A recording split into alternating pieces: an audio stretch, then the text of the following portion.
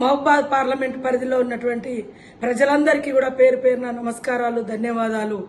ఈ రోజు మన ముందు నిలబడ్డటువంటి మరి బలరాం నాయక్ గారు ఒక బోలా శంకరుడుగా ప్రతి ఒక్కరికి అందుబాటులో ఉండి అన్నదమ్ములాగా, అక్క చెల్లెల్లాగా, కులాలకు మతాలకు అతీతంగా పనిచేసేటువంటి నాయకుడు బలరాం నాయక్ గారు.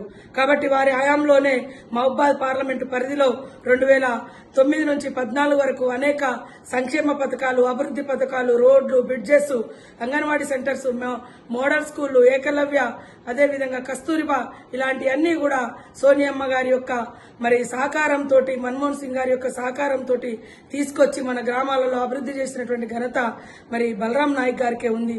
దయచేసి నేను కూడా ఆ ప్రాంత బిడ్డను కాబట్టి అందరూ కూడా మరి ఇటు అటు అని కాకుండా కాంగ్రెస్ పార్టీ రాష్ట్రంలో అధికారంలో ఉంది.